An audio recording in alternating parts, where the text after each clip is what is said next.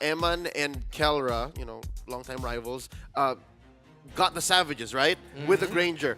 And M6, Innocent, hit a fever pitch, like the most kills in a single game with a Granger. So something's up with his hero, man. And even with that little tweak, he's still tweaking. He's still tweaking. Still tweaking, dog. He is still tweaking, but now we come back into game number 3. This is where it gets sweaty between these teams. Onyx Page now on the blue side, RRQ Hoshi on the red side. In terms of the bans, the Phobius Harith as well as the Yves for Onyx PH, the Jushin, Loyi, and Fanny for RRQ Hoshi. So Granger? No, I'm kidding. I mean, Joy, if they want to. Third straight Joy game for King Kong, unless they want to switch up their trading of the jungles and go for a Suyo Alpha trade. Do you think they're convinced? They've convinced themselves that Selena, yeah, this is the way to go. And, you know, there was something about the body language of Super Prince in the draft earlier. I saw him, like, look. I'm not gonna assume he said like really, but it was like he was just laughing, looking to his team and saying, yeah. Okay. And that came before the Selena pick, so they were talking about it. Yeah, they were talking about it. They were setting it up. I don't know if this is a Selena game, though. I think you have to be specific about it. Like, you have to see a majority of your opponent's picks before you full commit, before you full send. So RRQ Hoshi still have a lot of options open. Lagrange is still open. Your Moskov, your Jawhead still open. They go for the Hayabusa, so snubbing the Suyo, snubbing the Alpha, and the Hilda. So that's a Dyron special. Oh yeah, I think, you know, even with the Dyron special, the Phobius, a different flavor, but more so to deny Kirk this time round, especially since we've seen Kirk into the Hayabusa matchups and really just like bully them out of their own jungle. And I think that for Sutsujin, he prefers to keep it clean, keep it honest, and play a game that will slowly, eventually give him that interest back. Yeah. Onyx Page can pick the Jawhead or the Cho here. I would rather see them pick up the Jawhead because it's still undefeated for Brusco. But, is it gonna be? I don't know. It's a tough call, but it'd be very funny if we do see the Selena one more time. Oh, Gatot here. There was a Gatot in the Selena lineup earlier. It was. Again, it was. Let's remember the little interactions. The traps and the arrows slow you down enough to throw out an AOG. If they go Selena here, though, wouldn't that be they don't have the right damage profile? Because the damage of Moskov isn't similar to the damage of the Granger. It's a bursty, yeah. His is a more DPS. Yeah, exactly. So maybe that's one of the conditions maybe that was what they wanted for the Granger. Like, they needed a poke mage to pair with it. They were trying something out. And Selena just so happened to fit the bill. I mean, if they wanted to, they could have gone like Farsa or something of that sort, right? Because again, even that early game was pretty rough, I'm not gonna lie. Level 2, losing out your flicker. The Farsa, though, does not have the map utility. So I guess that's what helped them get to that late game power spike. That's a good point. RRQ Hoshi now picking up the Granger. There it is. All right. So it's RRQ's turn to try this out. Now, you are definitely going to lose the push in the early game against the Moskov. I am interested to see how the matchup has kind of changed the dynamic, though. And the late game is not guaranteed. What if, some way, somehow, Kelra just gets mad at you and goes, Toy, you ain't gonna play. He just starts, you know.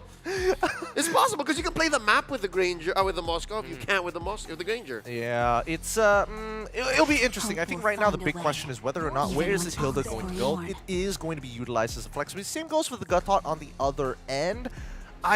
We haven't seen too much Hilda roam these days. Generally, we expect it to go to the EXP, which begs the question: is Edok going to go back onto something like the Ruby into the Joy matchup?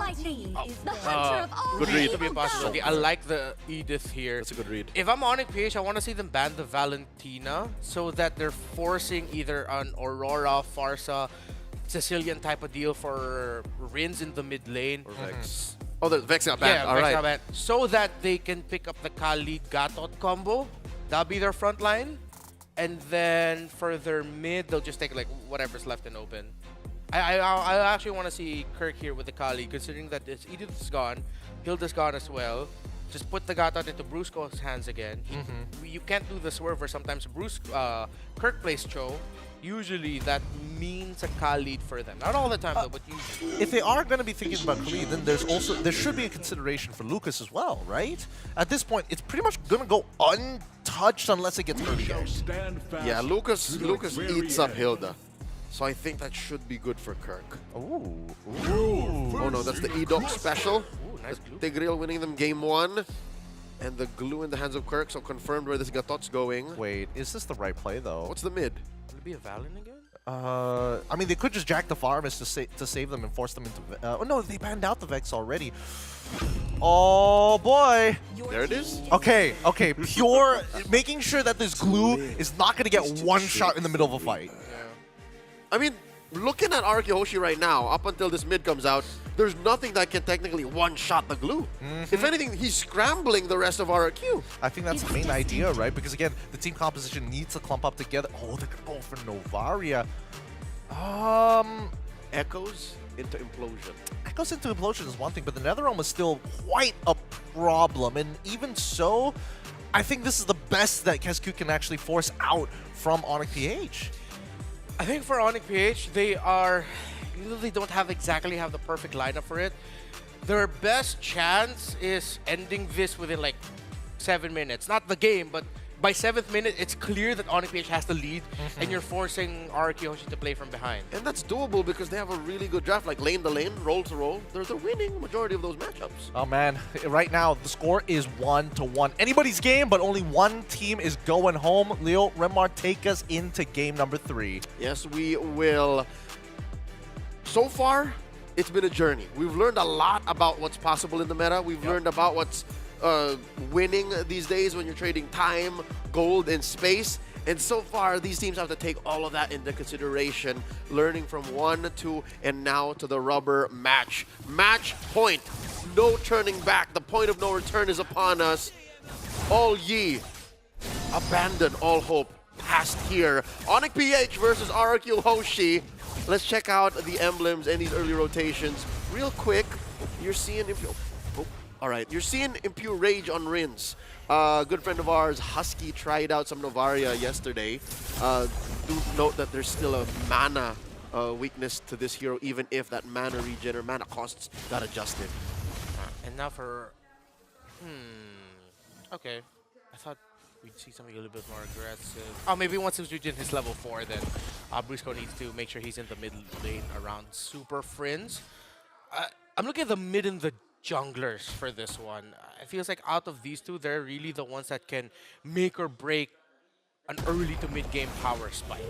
The Joy and the Faramis on one hand, and the Novaria and the Hayabusa on the other, because the information that the Novaria provides, plus the utility, the sheer utility that the Faramis provides, it feels like it's those two most importantly to make sure they get that early to mid condition. Yeah, well, now that you're mentioning that, whoa, they catch King Kong, forcing him back.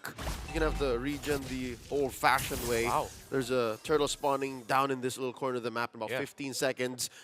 I think Onyx PH has a clear advantage because of timing. Timing-wise, as long as King Kong and Super Friends are in the same clump, they can get away with much more. RRQ Hoshi, though, there's a little bit of setup involved.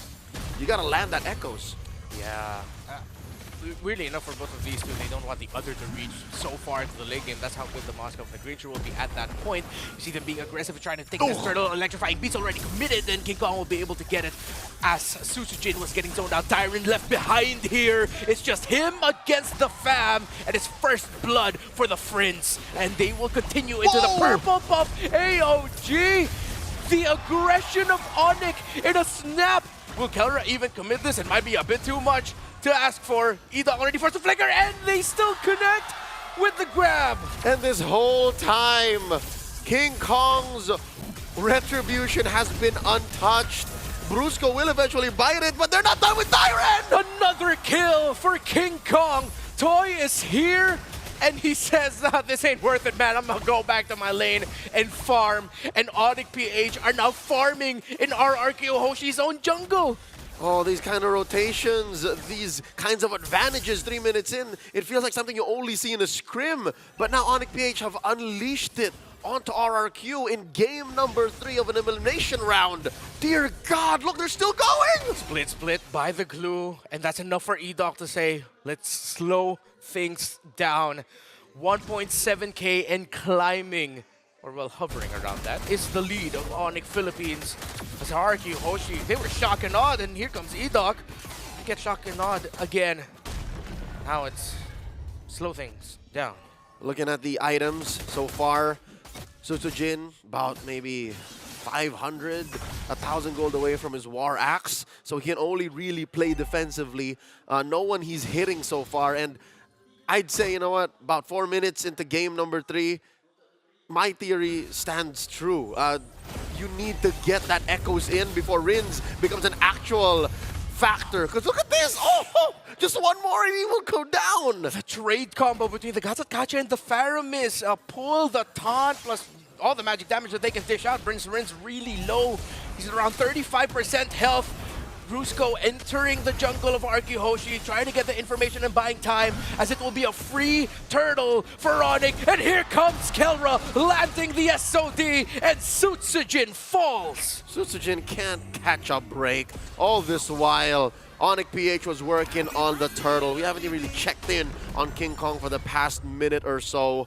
And look at this, double laning for Kelra. Sure, he had a shortcut, had the SOD, but just the same, they are catching more gold across the map than RRQ Hoshi could. Even EXP, Dyron has to answer to everything that RRQ Hoshi can, because looking at their lineup, he's the only one who can really respond. Brusco, another 2v1 engagement. Seems like at this point, Edok we've seen Edok in just the border of the river, just the shoreline every time. Every time he tries to get info, someone's there stopping him. Usually it's Kirk. And look at Edok, the idol of game 1, trying to get away from this clue. But it's too much of a sticky situation as Super Friends sidesteps the Star Shatter. They are still getting chased though. It forces out the ultimate of the Faramis. The SOD will not land as Toy is able to dash away. And Kirk, Super Friends, and Brusco might call it enough. Kirk might be left behind. Will RRQ Hoshi chase down this clue? They can't. They don't have the right tools for it. Sutsujin, though, letting out a quad shadow just in case Kirk had his reservations. Onyx PH now 3,000 gold ahead, popping a tier 1 up top despite all that's happened across the map. Remember, when was the last time you saw a Twilight armor built in 5 minutes? That's what Kirk did here. Oh, that is fast. Respecting the burst. Okay, so since it's only 1 magic damage on the side of RRQ Hoshi, he didn't need to go Radiant, he didn't need to go Athena's. There are 2 bursts, so I like this Twilight. He didn't need to go Antique so soon. Yeah. I reckon he's on his way to just but a casual Dreadnought, since there is a Granger and a Hayabusa. But as it is, he just said, yeah, I just don't want to get bursted. As long as I get my split, I should be fine in these engagements. And that's been paying dividends for Onyx PH. Final turtle of this game spawning upper quarter. 3,000 gold still standing on Onyx PH. Nothing from RRQ so far.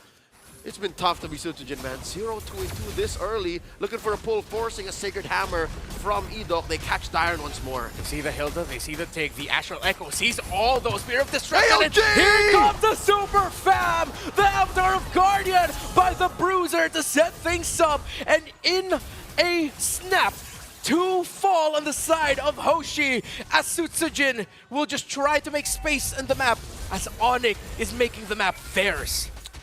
They take priority on the turret in mid. All this while, Sutsujin taking what they could for the kingdom. Tier 1 down bottom, taking down a little bit of breathing room for Toy. And I'd reckon this is Onyx PH taking advantage of that whole Granger situation. Early in the game, without items, the Granger can't hold its own, can't punish opponents that are pushing in forward over and over and over again. The final turtle scored here by Onyx PH. And there's nothing the Kingdom could do. Brusco spots Sutsujin playing footsies. King Kong, can he take this? Can he steal it? The answer is yes. He does. What? Oh no, he doesn't. He doesn't? Where'd he go? Yeah, that's a purple buff under the feet of Sutsujin. Sutsujin took it then. Yeah, the retribution still is sharp. All right, so a little bit of a breathing room for Sutsujin as he finally gets a buff. Encounter blessings at least. Yeah. Oh, yeah, you were right. Dreadnought armor for the glue, or as the business would call, a sleeveless anti-cuirass. That's an official thing, right? Just a little bit of protection from Sutsujin and Toy. So far, looking at who's making the most of this lead, I'd reckon would be... I would assume Kelra would be farming on his mind, but no, Toy is actually holding on pretty well. Toy is sitting at about 100 gold away from Kelra. I think that's also one of the reasons why Susujin is just scrambling to get what farm is left for him, because they've also been funneling farm into the Granger. And the gold lane, other than, of course, the gank, was left relatively untouched. That's where it's all at. It's on King Kong and Sutsujin. That's about 3,000 almost between these two. The Super Fam have left RRQ Hoshi thunderstruck so far. 9 minutes into the third game of this best of 3, an elimination match in the opening round of the Snapdragon Pro Series Challenge Finals playoffs. And it continues just, relentless! They didn't allow Sutsujin to play, and they almost took him down there. And now it'll be a punish onto Edok if he cannot get away, but he's forced to commit the flicker. And they are still continuing. They don't want to stop. All right. So far, so good. RRQ Hoshi saving themselves from sure carnage as Onyx PH ravage their tier 2s. Top lane gonna crash. There's a big wave in mid waiting to be welcomed. RRQ Hoshi holding for dear life, making sure that their impoverished shinobi don't fall even more. AOG coming in! Just to make sure Edok cannot get away. And here comes King Kong! Trying to go after Toy and Susujin. It forces out the flicker from the Granger. Susujin able to dance away from the Joy. And Onyx PH break their first inhibitor of the game as they slowly break RRQ Hoshi apart. We're approaching the 1,000 gold per minute net for RRQ under Onyx PH's boot as we reach the 10-minute mark. The current lead, 9,300. Holy Shields pop, all lanes in, and Onyx are just eyeing this lord. Nothing RRQ could do but to wait inside their base. 9.3. They focused on Sutsujin, and even though Granger was able to farm, we still have yet to feel the effects of Toy. Toy needs setup, and Edok has been biting it. Edok has been just chomping down. It's the same situation again. Dyron is rocking a Hilda with Revitalize. Does this not look like Game 1 to you all over again, but the other way around? An alternate universe, another version that we're seeing. Instead of getting the Hilda for themselves, they ended up with one of the picks that, hell, even RRQ Hoshi made popular in the challenge season with the Glue last phase pickup. AOG charged up already. Here comes Brusco. Is this the end of the kingdom for the Snapdragon Pro Series Season 6? And the entry, the damage says it might just be. The ultimate of the Pharm is already committed. Everyone knows the light strikes before you even hear the thunder as the kingdom were left struck down by the reigning champions of the world. The Super Fam get one over the kingdom, moving through the brackets. Onyx PH 2-1.